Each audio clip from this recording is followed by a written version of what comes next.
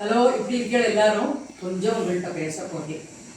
அந்த கால பாணியும் இந்த கால நடையும். காலமுறை ஒரு வேலை ஆத்துல பாட்டியும் பேத்தியும் எப்பா பாரு ஃபேஸ்புக் பார்த்துட்டு இருங்கோ. அப்படி என்னதான் ஃபேஸ்புக்கில் இருக்கோ தெரியல. கோவைக்காய் வதக்கலை ஒவ்வொருத்தரும் ஒவ்வொரு கோணத்திலே சொல்றா.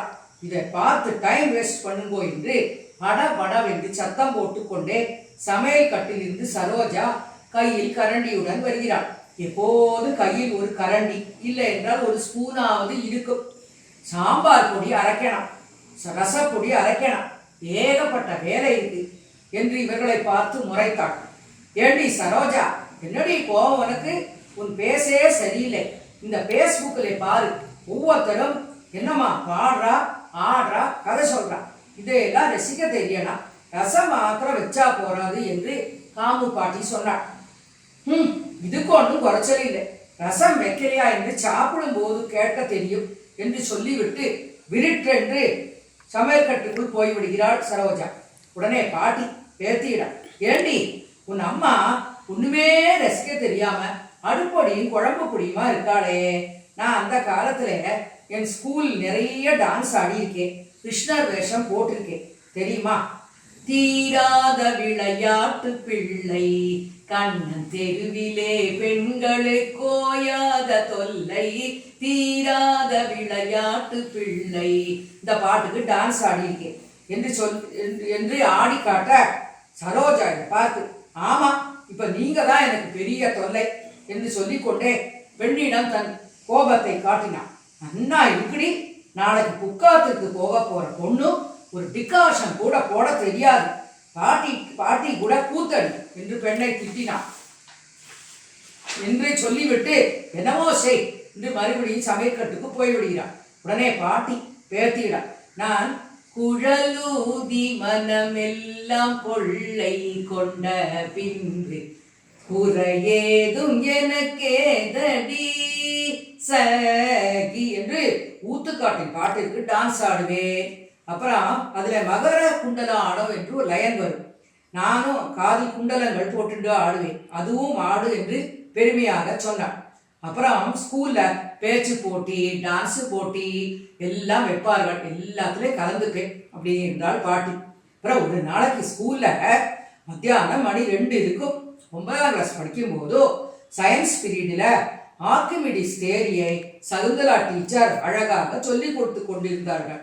நானும் நன்றாக பாடக்கூடிய என்னோட ஃப்ரெண்டும் கடைசி பெஞ்சிலே உட்கார்ந்து கொண்டு ஏதோ பேசி சிரித்து கொண்டிருந்தோம். உடனே அதை பார்த்து விட்ட டீச்சர் ஆர்கிமிடிஸ் தியரியை இம்மீடியட்டாக நிறுத்திவிட்டு எங்களை பார்த்து, இதிலே ஒருத்தி பாடுவாள் ஒருத்தி ஆடுவாள், நாமளெல்லாம் பார்ப்போம் என்று சொன்ன கிளாஸே சிரித்தது எனக்கு நன்றாக நினைவுக்கு வருகிறது என்றாள் பாட்டி.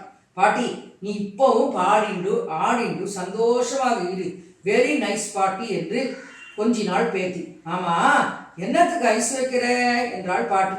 அதுவா பாட்டி, எனக்கு இப்போ கல்யாணம் வேண்டாம், நான் எம்எஸ்சி பிஹெச்டி எல்லாம் படிக்கணும், அதெல்லாம் நீ தான் அம்மாவிடம் சொல்லணும் என்றாள். அடி அசடே, எம்எஸ் தானே, மாஸ்டர் ஆஃப் சர்வீஸ் ஆச்சே, இதை போய் படிப்பாளா யாராவது? மேரேஜுக்கு அப்புறம் மேனேஜ் பண்ற படிப்புத்தானே, இதையெல்லாம் நான் சொல்லித்தரேன், உன் ஆத்துக்காரர் நீ எப்படி மேனேஜ் பண்ணணும் என்று எனக்கு அனுபவமாச்சே என்கிறாள். ஐயோ பாட்டி, எம்எஸ் என்றால் மாஸ்டர் ஆஃப் சயின்ஸ், நான் கம்ப்யூட்டர் சயின்ஸ் படித்திருக்கிறேன், அதனால் இப்போ மாஸ்டர் டிகிரியும் எடுக்கணும், நிறைய படிக்கணும், பிஹெச்டியும் பண்ணணும் என்றாள். படிப்படியாக படித்து கொண்டிருந்தால் உனக்கு எப்போ கல்யாணம் பண்றது அப்படி என்று பாட்டி சொல்கிறாள். பாட்டி, நீங்க அந்த காலம் மேரேஜ் பண்ணிக்கொண்டேள், நான் இந்த காலம், அதனால் காலத்துக்கு ஏத்த மாதிரி நான் மாறணும் என்றாள் பேத்தி. ஏண்டி போந்தே, காலம் மாறியாச்சு சரி, ஆனா கணக்கு மாறித்தா இல்லையே. 12 12 144 தானே, அன்றைக்கும் இன்றைக்கும் என்றைக்குமே. உங்க சயின்ஸ்ல எல்லாம் கண்டுபிடித்தாலும் பிறக்கிற வேலையும் போற வேலையும் இன்னும் கண்டுபிடிக்கல பாரு. நான் பாரு அந்த கால பாணிப்படி காலம் வரை எழுந்து குளித்து நித்தியப்படி ஸ்லோகம் சொல்றேன், இந்த கால நடைப்படி ஸ்பேஸ்புக்கும் பார்க்கிறேன், அதெல்லாம் ஸ்பேஸ் பத்தியும் எனக்கு கொஞ்சம் தெரியும் என்கிறாள். நீயும் அந்த கால பாணிப்படி உன் அம்மாவின் ஆசைப்படி சமையல்ல பலவித பச்சடிகளை பற்றி தெரிஞ்சுக்கோ, நிறைய விஷயங்கள் படி, இந்த கால நடைப்படி பிஹெச்டியும் படி என்று சொல்ல இவர்கள் சிரிக்க ஆரம்பிக்க வழக்கம் போல சமையல் கட்டில் இருந்து சரோஜா கையில் சப்பாத்தி குழவியுடன் வருகிறாள். அவளுக்கு என்னதான் எல்லாவற்றிலும் கெட்டிக்காரத்தனமாக தன் பொன் இருந்தாலும் நன்றாக சமைப்பதிலும் தன் பெண் கெட்டிக்காரியாக இருக்க வேண்டும் என்ற ஆசை.